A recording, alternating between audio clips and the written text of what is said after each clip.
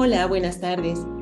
En el marco del programa La Colección a Detalle, hoy recibimos a la doctora Itzel Rodríguez Mortellaro, quien impartirá la conferencia titulada Los murales de Diego Rivera frente al arte prehispánico y al arte popular. Itzel, bienvenida, buenas tardes, muchas gracias por tu participación esta tarde. En esta conferencia, la doctora Itzel Rodríguez abordará las estrategias artísticas y discursivas de Rivera para incorporar lo formal y lo simbólico del arte prehispánico en sus representaciones murales. Asimismo, comentará la valoración del arte popular en el pensamiento artístico y cultural del artista. Para ello, mostrará obras de arte prehispánico y de arte popular de la colección del Museo Amparo. Itzel, nuevamente bienvenida, gracias por tu participación esta tarde. Itzel Rodríguez Mortellaro es doctora en Historia del Arte por la Universidad Nacional Autónoma de México. Su área de especialización se centra en el muralismo mexicano. En particular estudia la obra de Diego Rivera y José Clemente Orozco. Itzel Rodríguez ha abordado el asunto de la apropiación y resignificación del legado de la antigüedad indígena mesoamericana en el arte moderno. Es docente en el Colegio de Historia de la Facultad de Filosofía y Letras de la UNAM. En el Museo Amparo ha colaborado con el estudio de diferentes obras de nuestra colección, así como impartiendo numerosas conferencias y diplomados. Pues bienvenidos a todos los que hoy nos acompañan en esta transmisión en vivo. Al final de la charla tendremos oportunidad de recibir sus preguntas por la sección de comentarios de Facebook. Adelante, Itzel, comenzamos. Gracias, Silvia. Buenas noches o buenas tardes a todas y a todos que están del otro lado de la pantalla. Les agradezco mucho la invitación también al Museo Amparo. Y bueno, creo que hoy es una de esas sesiones que nos permiten reflexionar en torno de de las conmemoraciones que se hacen en el mundo cultural, ¿no? Y que en esta ocasión, pues esta sesión está dedicada a una reflexión que tiene que ver con la conmemoración de los 100 años del muralismo mexicano. En 1922 se comenzaron, digamos, a inaugurar, a presentar todos estos murales, dieron origen a uno de los movimientos pictóricos más importantes que hay en la historia del arte mexicano, que ha tenido más proyección internacional y definitivamente más impacto en todo lo que se ha producido desde entonces de arte público, ¿no? Pues esta herencia o este legado del muralismo mexicano acerca del arte que tiene una función social, del arte que habla de identidades sociales y políticas, bueno, pues esta es la semilla en 1922 que ha dado este frondoso árbol de todas estas expresiones, ¿no? Como el arte urbano actual, como el arte chicano, como los murales zapatistas en Chiapas y otros ejemplos. Lo que hoy vamos a revisar es un aspecto del muralismo de Diego Rivera, ¿no? A mí me parece que que hoy nos toca comentar, que es el de cómo usó el arte prehispánico, cómo usó la noción de lo popular y en particular cómo se acercó al arte popular, pues sí constituyen pilares no nada más de su obra nacionalista, sino también de un relato, ¿no? Que es el relato de la cultura nacional. Este relato de la cultura nacional está íntimamente ligada pues a otro gran relato, que es el de la historia nacional. En el siglo XX, fue después de la Revolución Mexicana, cuando este nacionalismo, en donde lo prehispánico, donde lo popular se integran para presentarse no solamente desde lo artístico, sino en todos los discursos políticos, en los discursos de la música, de la literatura, pues fue un momento fundador. O sea, con la fundación del muralismo también empiezan a visualizarse, a darse visualidad, este tipo de relatos pasarán a formar parte de nuestro imaginario nacional, como mexicanos, y el imaginario de lo mexicano dentro y fuera de México. Entonces, elegí a Diego Rivera porque a mí me parece que fue uno de los ideólogos más importantes, creador de imágenes nacionalistas, y me parece también muy importante que pues nosotros tengamos esta aproximación a estos dos, digamos, grandes pilares de su pensamiento y de su obra. Entonces, bueno, vamos a empezar. Voy a compartir pantalla. Entonces, como les decía, la obra de Diego Rivera, que es su obra que le llaman el estilo mexicano o su obra nacionalista, que comenzó hacia 1923 y que pues siguió a lo largo de su vida hasta que murió en 1957, va a estar estructurada o va a estar conformada pues por una serie de elementos que van a hacer, que la van a atravesar, ¿no? Uno de ellos es la aproximación que él tiene al pasado prehispánico y especialmente al arte prehispánico, a la historia prehispánica. Es de verdad así fundamental para la obra de Rivera y para su discurso nacionalista este tipo de, este elemento del arte prehispánico. Lo popular también va a ser importantísimo para la expresión sobre todo de la antropología del pueblo, ¿no? De cómo vive el pueblo mexicano y que va a nutrir esta noción que nosotros tenemos de identidad. Vamos a verlo en dos partes, entonces vamos a empezar por el arte prehispánico y vamos a seguir con el arte popular. Esto, por supuesto, no es exclusivo de Rivera, ¿no? Como ya les dije, esto es algo que en la década de los 20 pues empieza a desarrollarse sobre todo pues muy, muy conectado con los postulados sociales y con el discurso social de la Revolución Mexicana. Digamos que esta historia nacional que ya tenía pues todo un corpus a finales del siglo XIX, se va a sumar el elemento de lo social, el elemento de la revolución y este aspecto de integrar al pueblo a pues esta nueva noción que aparece en el siglo XX del pueblo como protagonista de la historia. Y en ese sentido, bueno, pues Diego Rivera pues va a ser fundamental, ¿no? Aquí les traigo algunos de estos ejemplos, son murales, vamos a ver pues especialmente murales, en donde nosotros como mexicanos pues tenemos perfectamente identificado que tiene que ver que hay una raíz indígena, que hay una concepción de pueblo, que hay ahí una mención a lo mitológico, por ejemplo, en el mural de Palacio Nacional, que se llama El Maíz, de 1950, ¿sí? Todos estos, digamos, todos estos ingredientes que a nosotros nos hacen pensar en esto es la cultura nacional y que forman parte de un relato pues nacionalista muy poderoso que se instaló en el siglo XX. Quizá vale la pena empezar por hablar de cuáles fueron, digamos, las fuentes o los modelos para el muralismo mexicano, ¿no? No voy a dar una historia del muralismo de estos años, sino nada más entender cómo fue que esta conformación de los murales empieza a integrarse, a conectarse, a eslabonarse con la concepción de cultura nacional y de historia nacional. Sí, recordemos que José Vasconcelos decía que él quería que los nuevos murales revolucionarios tuvieran esta misma función evangelizadora o didáctica de los murales del siglo XVI que estaban en los conventos, primeros conventos que se erigieron en lo que después sería México. Y como también estos artistas que llegaron a pintar sus primeros murales en la Escuela Nacional Preparatoria, en el antiguo Templo de San Pedro y San Pablo, veían también como una referencia de lo que ellos estaban haciendo, pues al Renacimiento italiano, ¿no? A este momento, digamos, tan fundamental para la tradición artística occidental y que también es conformador de modelos artísticos y sobre todo de modelos humanistas. Estos dos, digamos, momentos del muralismo del Renacimiento italiano, empezando por Giotto en el siglo XIV y continuando con los murales del siglo XVI,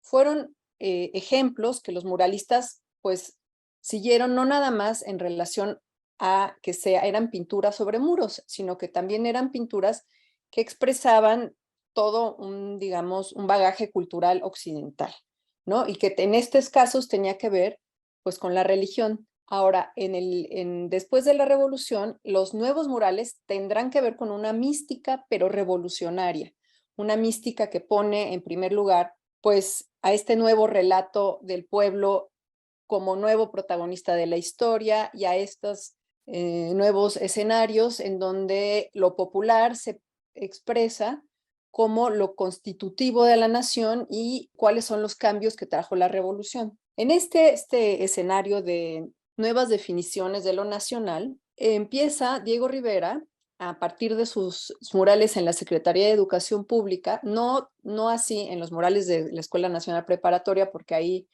comenzó con un mural pues todavía que no podemos meter dentro de su estilo mexicano o nacionalista, empezó a hablar de que había una conexión entre el muralismo mexicano que él estaba haciendo y que los demás estaban haciendo con los murales de la antigüedad mexicana o de la antigüedad mesoamericana, especialmente con los de Teotihuacán, que eran los que ellos conocían. Hay un artista cercano a Diego Rivera en ese momento que se llama Jean Charlotte, que dice que una de las explicaciones para hablar de un renacimiento artístico mexicano tiene que ver no solamente con la conexión que se establece con las pinturas del Renacimiento italiano, como una edad dorada, como un, digamos, un momento de gran humanismo, sino también con la conexión que se establece con el pasado de la antigüedad indígena. Y los murales son los denominan o los ponen en el discurso como una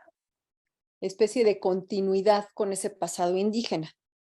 Por supuesto que Diego Rivera, que es un artista que tiene pues muchísimas, da muchísimos testimonios a la prensa, escribe y siempre tiene, digamos, un respaldo discursivo para sus obras.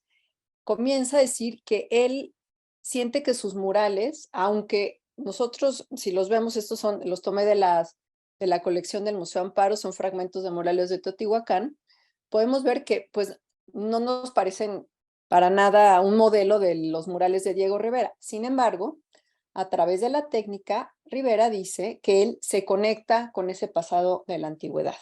Es importantísimo también que en la posrevolución, el pasado indígena se presenta como algo que no quedó atrás, que no es una etapa superada, sino que hay una continuidad cultural que llega hasta el presente del siglo XX.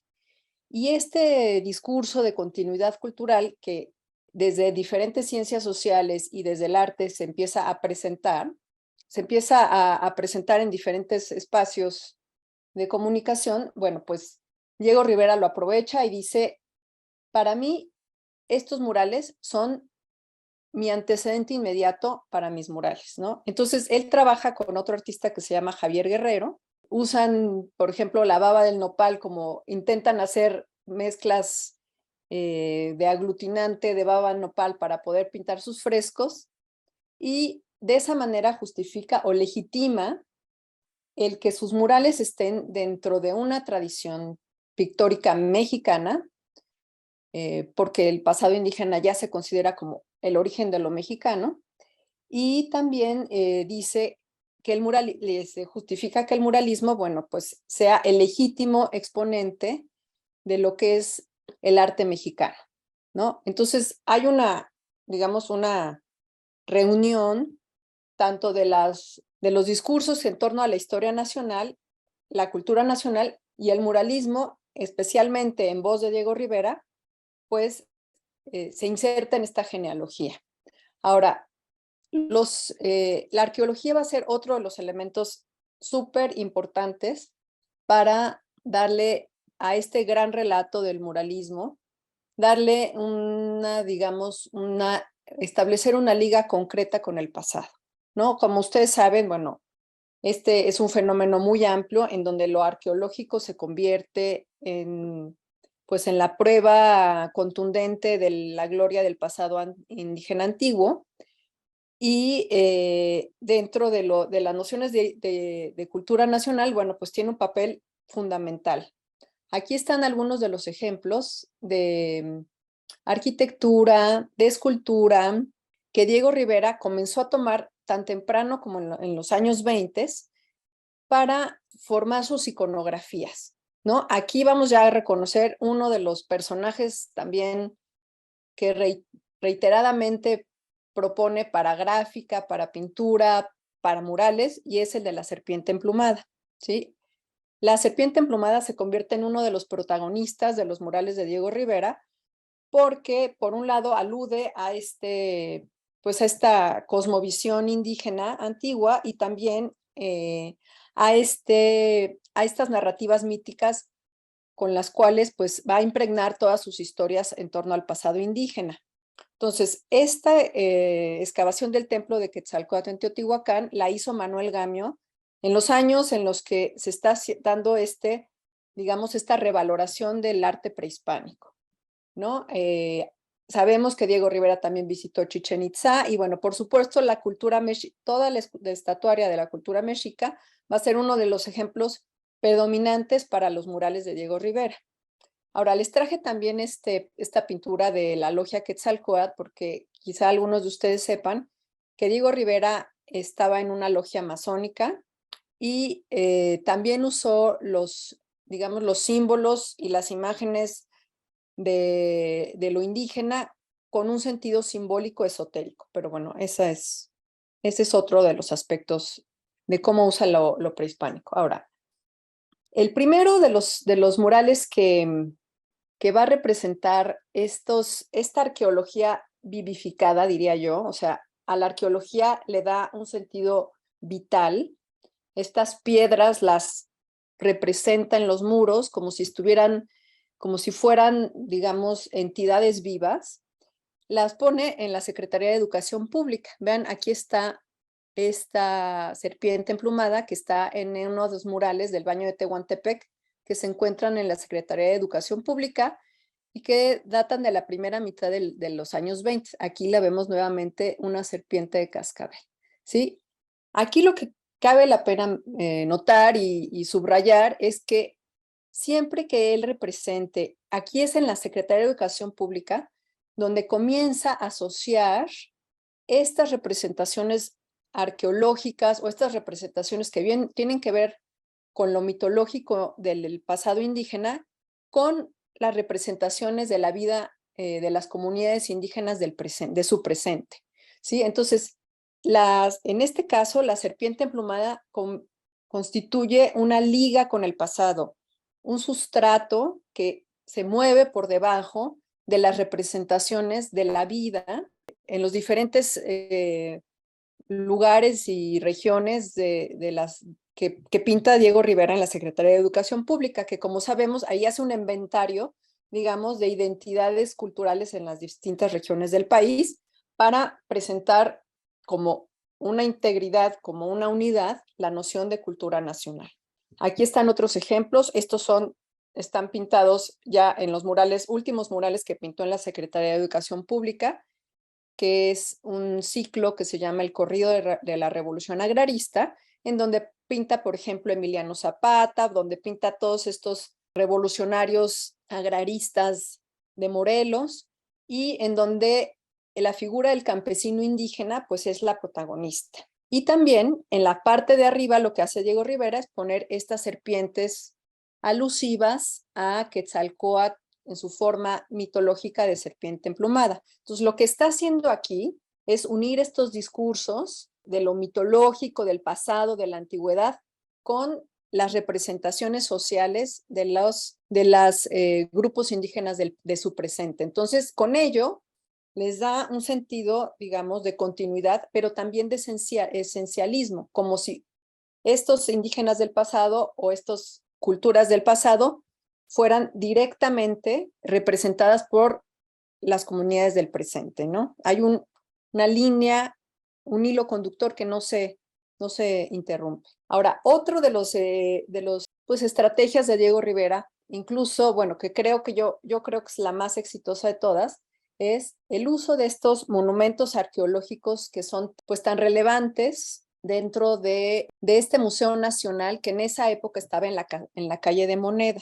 Cuando empieza a integrar estos monumentos arqueológicos, por ejemplo, o estas esculturas monumentales, como Xochipilli, el dios de la fertilidad y de las flores, aquí lo pintó en 1928 en la escalera de la Secretaría de Educación Pública, de ese modo lleva lo arqueológico a la pintura mural. En este momento, estamos hablando del año 1928, todavía lo arqueológico no le da este sentido, digamos, como parte del relato de la historia nacional, porque como pueden ver, pues esta pintura todavía podemos asociarla con estas pinturas más primitivistas de la tradición europea y de la vanguardia europea, ¿no?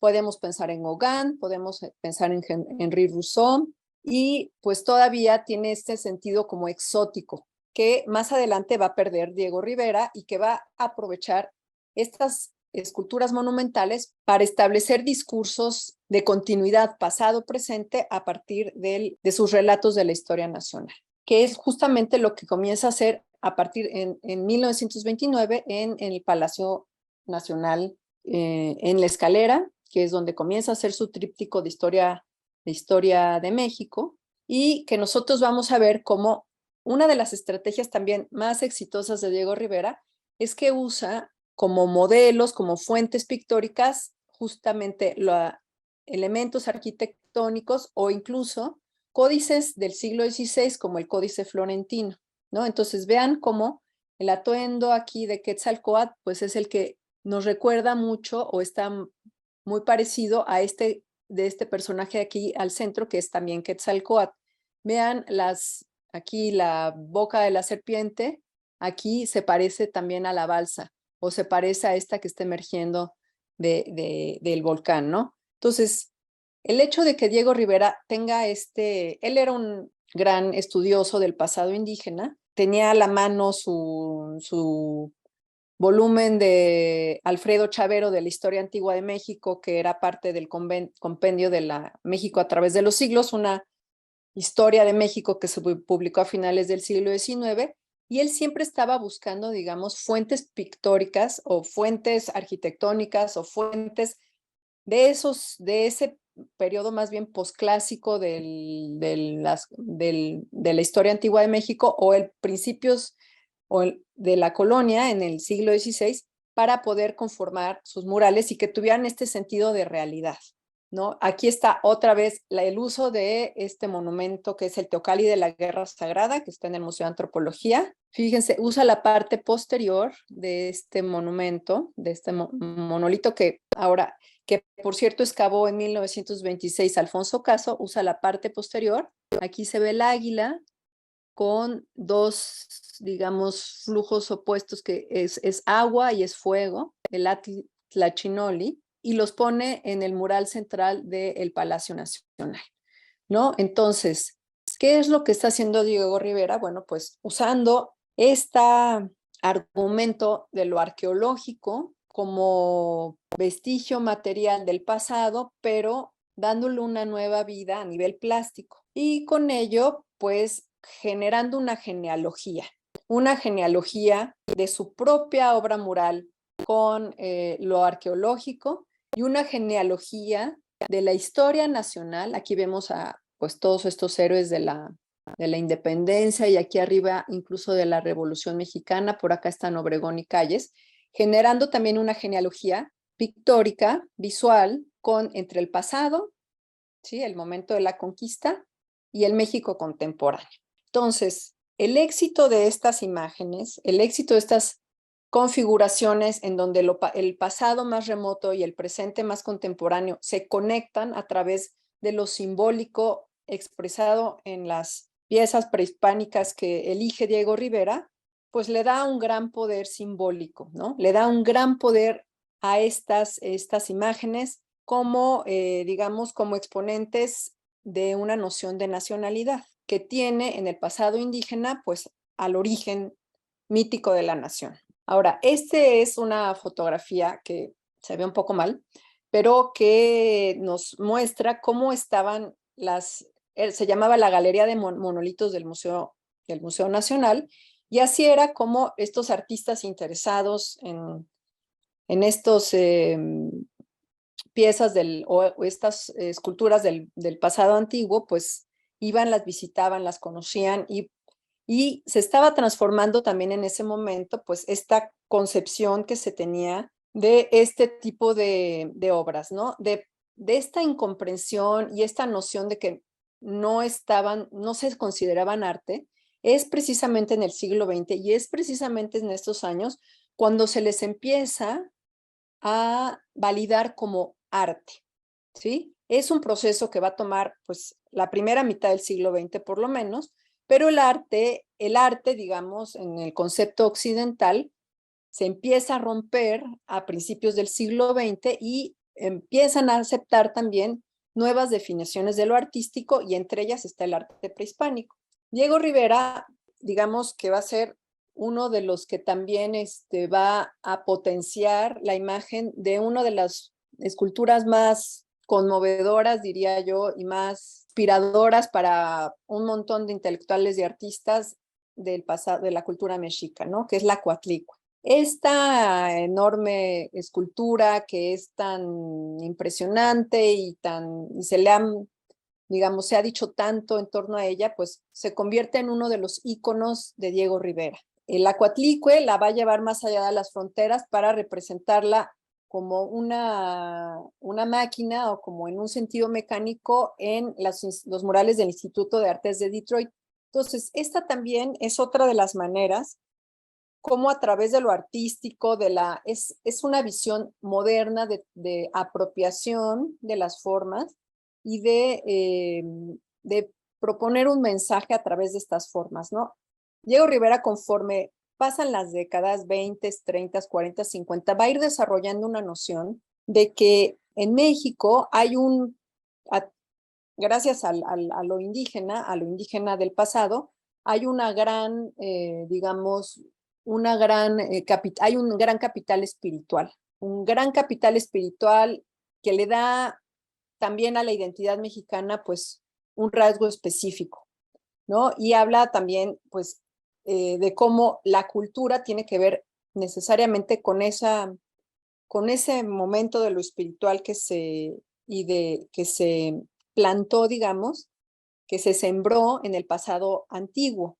Entonces, la Coatlicue se va a convertir o se va a resignificar, porque no se toman los significados tal cual como históricamente podemos entenderlos en el pasado, sino se resignifican estas obras, se apropian de ellas y les dan un nuevo sentido contemporáneo y moderno, y se usan como modelos pictóricos. Es el caso, pues, por supuesto, de Diego Rivera, pero lo hicieron otros más, ¿no? Orozco también usó a Coatlicue y, en fin, Chávez Morado, en fin, otros más, y ha aparecido en un montón de obras en el siglo XX. Aquí tenemos otro ejemplo ya de 1940, que es un mural que pintó en la ciudad de San Francisco, California, en donde, por cierto, ahorita hay una exposición sobre la obra de Diego Rivera y está en el Museo de Arte de San Francisco este mural en este momento. Y vean cómo aquí está otra vez la interpretación de la escultura de Coatlicue, ¿no? En parte máquina, en parte pues carne, y esto es piedra, ¿sí? Aquí hay una propuesta que habla de otra vez todo, fíjense cómo la parte de lo mexicano, la parte que tiene que ver con el pasado indígena está siempre asociada con la creatividad, con la producción de escultura, con la producción de todas estas creaciones artísticas y espirituales, ¿no? Aquí está nuevamente Quetzalcóatl. Y cómo hay un vínculo inmediato con el presente y con los artesanos o todos estos trabajadores de las artes en México, ¿no? Y en medio la gran figura de Coatlicue. Entonces sirve como un icono que simboliza lo espiritual, que simboliza la potencia, digamos, de vida, que simboliza también al origen, porque tiene que ver con el origen de la nación. Sí, es un icono polifacético, pero que está ya enraizado en esta noción de cultura nacional. Ahora, formalmente, también hay algo que decir en torno a estas figuras que hace Diego Rivera, y que les traje ahora 2 cuadros de Caballete para que se vean más claramente, pero lo hace también en la pintura mural. Y es que estas formas compactas, volumétricas, masivas de la escultura mexica, las va a retomar Diego Rivera para conformar las figuras de los personajes que representa. Sobre todo los indígenas, sobre todo, ¿no? Creo que se ve muy claramente. Vean aquí los piecitos como los tiene igual, estas figuras pues compactas, que tienen un cierto volumen, pues hay identidades, ¿no? Esto tiene que ver con la experiencia también vanguardista de Diego Rivera, porque cuando él se regresa a México en 1921, después de haber estado un buen tiempo en Europa, una de las tendencias que en ese momento a las que se afilia él y también David Alfaro Siqueiros es la del clasicismo vanguardista. Están en esta tendencia pues varios artistas muy notables, italianos, franceses, está Picasso, por ejemplo, está Cironi, está, en fin, un montón de artistas en Europa, en donde estas formas masivas pues de la escultura antigua les atraen y les dan un sentido, digamos, de estabilidad. Es un sentido de estabilidad, les gusta la masa, la idea de que hay una arquitectura interna de la forma, tiene que ver con aspectos formales, pero que también ellos les dan una dimensión clasicista de estabilidad y armonía de la forma. Ahora, este es para Diego Rivera y también para David Alfaro Siqueiros uno de los puntos fundamentales, uno de los temas fundamentales en su expresión formal mural de la primera década del muralismo mexicano. O sea, esta asociación que ellos establecen con las artes pues volumétricas de la antigüedad, ¿no? Puede ser lo escultórico, puede ser incluso lo arquitectónico. Para ellos es un vínculo no solamente con el pasado de México, sino también con la vanguardia europea. Aquí les traigo otro ejemplo, les va a dar pues un modelo de solidez, un modelo de contundencia de la forma. Ellos en un manifiesto que escribieron en 1921 decían que ellos se sentían más cercanos a Cézanne, con estas, ¿se acuerdan de las manzanas de Cézanne que tienen masa, que tienen volumen, que tienen peso? Y que no les gustaba la manera de pintar, por ejemplo, de los impresionistas, ¿no? Que todo es como un poco más superficial, tiene que ver con la luminosidad. Ellos apuestan por el volumen, apuestan por la masa. Y otra manera de vincularse con el pasado indígena y aprovecharlo formalmente es a través de esta convicción de ellos de que lo volumétrico, lo masivo está más cercano a una expresión clásica, ¿no? Aquí les traigo otra vez una máscara teotihuacana de la colección de Diego Rivera, de la que vamos a hablar en un momento, y vean cómo, ¿no? Toma, pues, esta síntesis de las líneas, de la forma, y las usa para los personajes indígenas, por supuesto, ¿no? Y con ello, otra vez, se conecta, pasado, presente. Aquí está Diego Rivera con su colección, que como saben, bueno, pues es amplísima, tiene más de 60,000 objetos que pueden visitar ustedes en el Anahuacalli.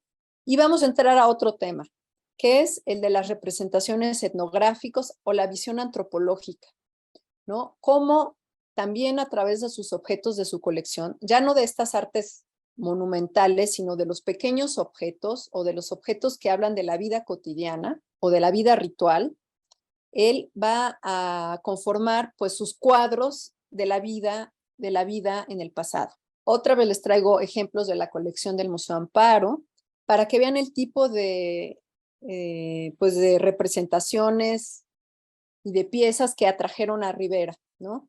A Rivera lo atrae sobre todo el arte mexica, lo atrae también o lo usa como modelo pictórico los objetos cotidianos, porque los usa para conformar sus escenas del pasado, de la vida en el pasado, y también, por supuesto, lo que es toda la producción del occidente de México, ¿no? Que él es uno de los mayores coleccionistas de piezas del occidente de México y que incluso hace una exposición en Bellas Artes con su colección.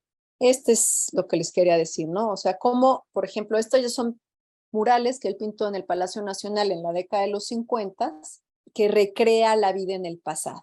¿Cómo le da, digamos, verosimilitud o esta apariencia de realidad? Pues usando sus objetos que tiene en su colección. Fíjense cómo está lleno de objetos.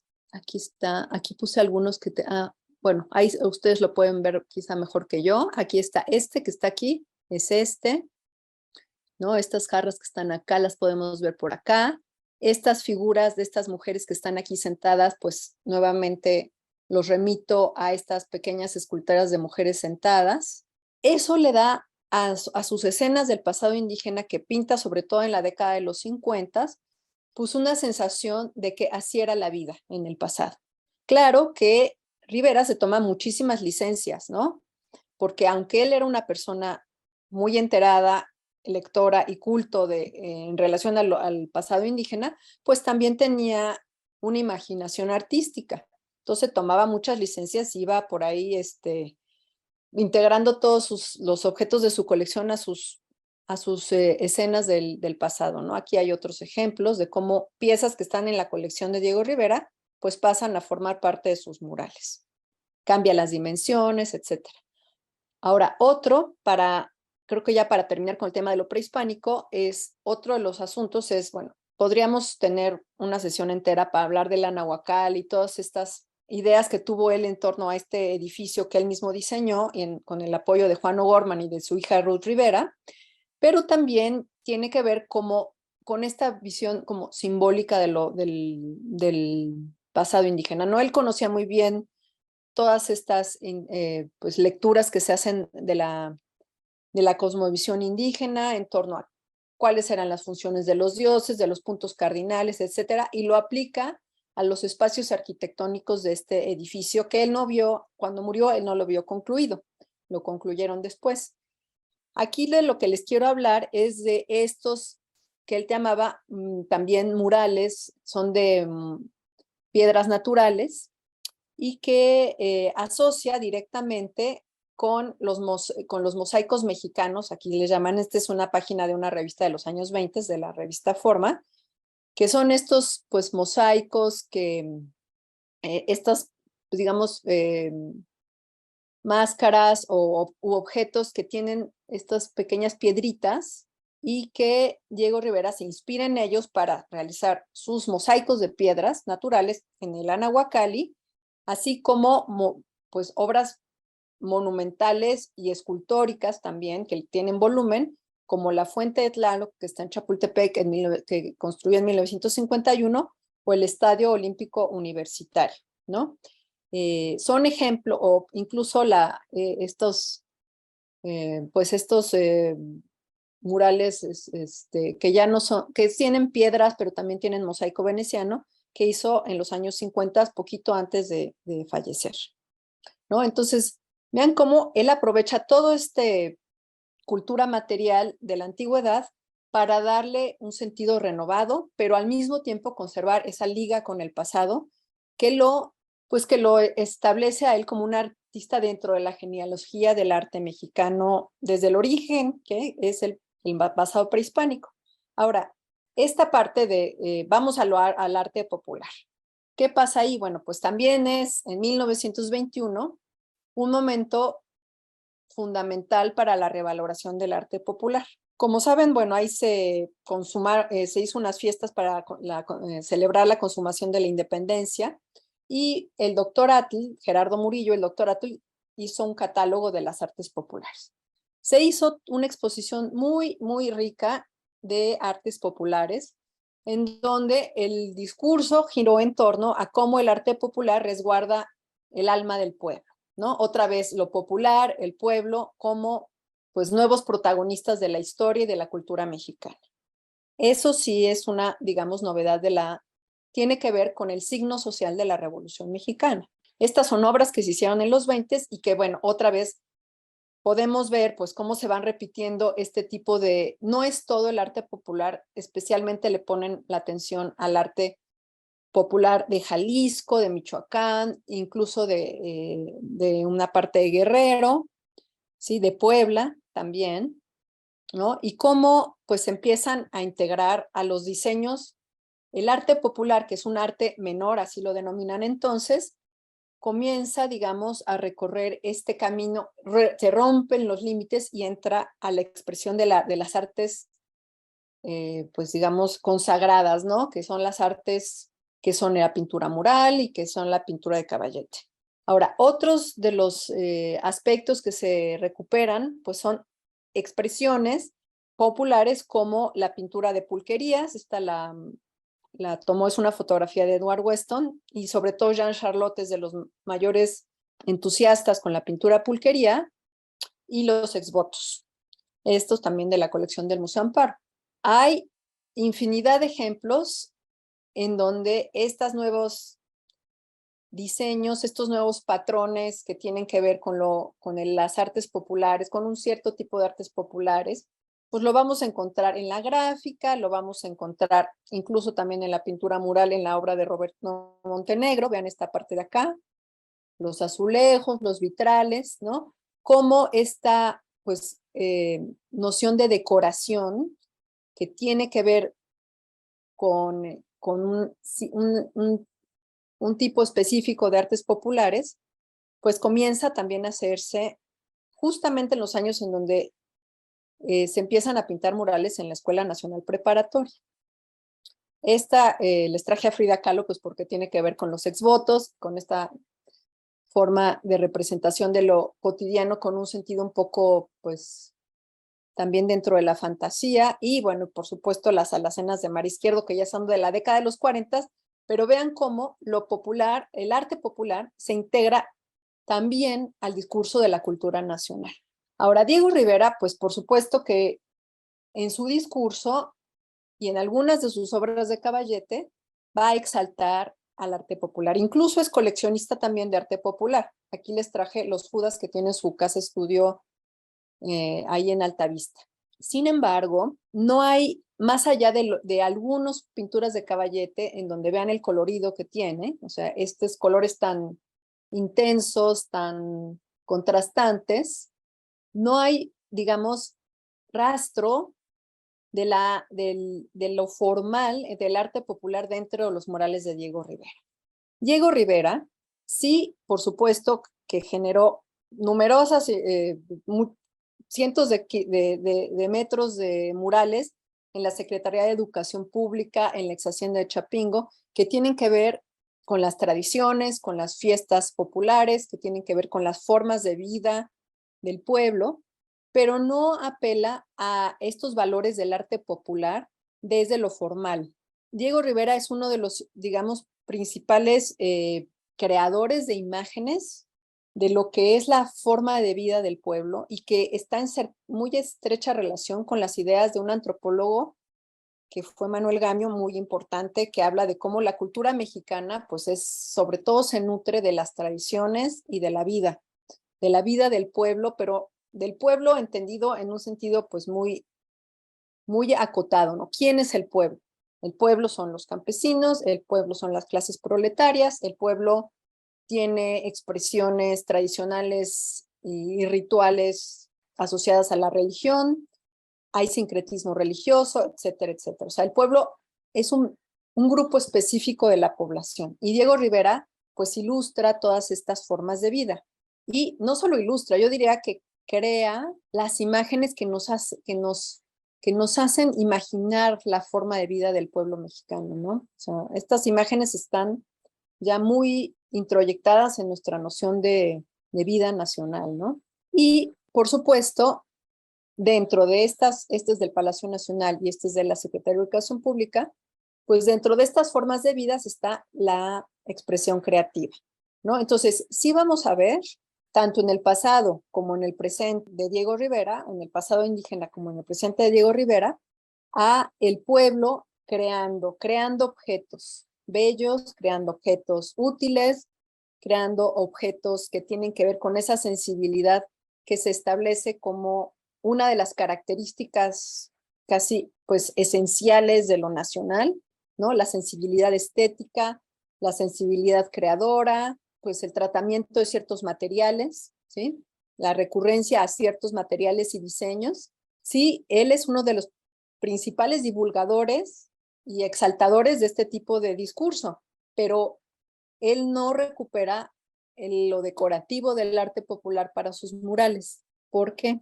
Aquí les traje nuevamente el mural de la Unidad Panamericana, un acercamiento donde se puede ver cómo aquí están, pues, entregados a la labor creativa y artística, tanto en el pasado como en el presente. Fíjense, aquí está Diego Rivera pintando un mural, ¿no? Vean cómo él se integra a este discurso de lo creativo como un continuo cultural. Ahora, la pregunta de por qué lo formal del arte popular no lo integra Diego Rivera a su obra, tiene que ver pues ya con una dinámica específica del campo del arte, ¿no? Que en ese momento estaban los que se afiliaron más al decorativismo del arte popular y estaban del otro lado los que pugnaban por una estética ligada a las artes mayores, es decir, a la escultura y a la arquitectura.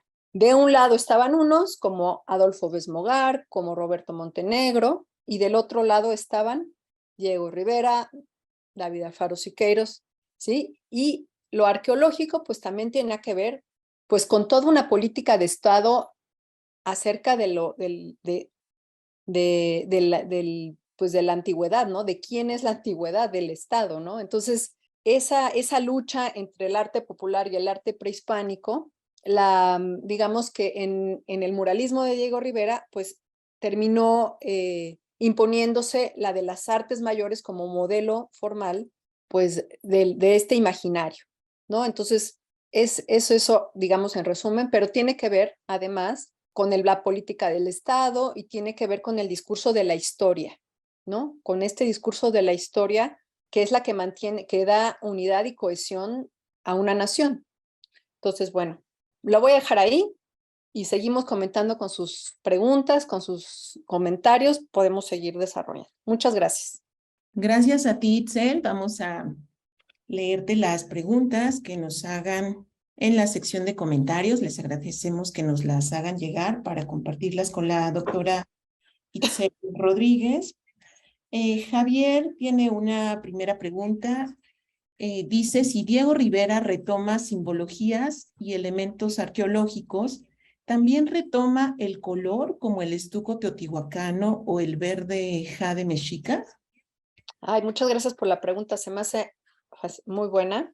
Yo diría que no. El color de Diego Rivera, o sea, a él, el vínculo con los murales teotihuacanos es un vínculo eminentemente discursivo, la verdad. O sea, realmente el colorido de los murales de Diego Rivera no está asociado a estos ejemplos específicos que me acaban de dar.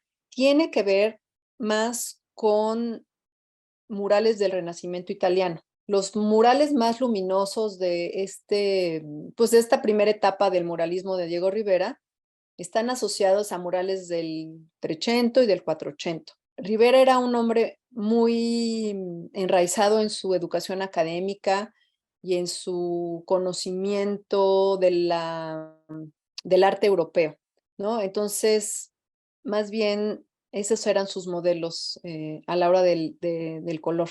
Muchas gracias, Itzel. Estamos esperando sus preguntas en la sección de comentarios de Facebook para poderlas compartir con la doctora Itzel sobre esta charla. No sé si mientras llega otra pregunta, Itzel, tú quisieras comentar algo Bueno, adicional. estaba pensando que ahora en las mosaicos de piedras naturales metió mucho más colores y que quizá ahí sí podemos encontrar una cercanía con la policromía pues de los ejemplos de mosaicos mexicanos antiguos. Bueno, sería ya cuestión pues de pensarlo mejor, pero quizá por ahí. Pero yo creo que los murales mucho más cercanos a una lógica más occidental. Muchísimas gracias, Itzel, por esta charla. No tenemos, sí, tenemos otra pregunta. ¿Hay alguna recurrencia a los personajes que incorpora el campesino, el obrero, la maestra rural? Como que sí, pues él conformó todo digamos, un repertorio de personajes que sí, o sea, el campesino fue también esta imagen que tenemos del campesino o incluso de Emiliano Zapata, bueno, pues es una de las creaciones de Diego Rivera, también los obreros, la maestra rural, bueno, pues es inconfundiblemente una de las figuras más importantes de este repertorio iconográfico. ¿Quién más podemos decir? Bueno, o los que son esta trinidad revolucionaria, ¿no? El obrero, el campesino y el soldado, o la trinidad contrarrevolucionaria, ¿no? Que sería el cacique, el cura y capitalista.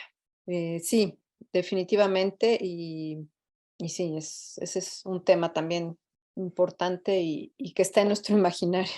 Pues queremos agradecer nuevamente a la doctora Itzel Rodríguez por esta charla, recordarles que permanece en nuestra sección de videos de nuestro perfil de Facebook y en nuestra página web www.museoamparo.com. Itzel, muchísimas gracias nuevamente. Te mandamos un abrazo y esperamos verte muy pronto aquí en el Museo Amparo. Muchas gracias, Silvia. Muchas gracias al museo y yo también les mando un saludo a todos los que estén conectados. Gracias.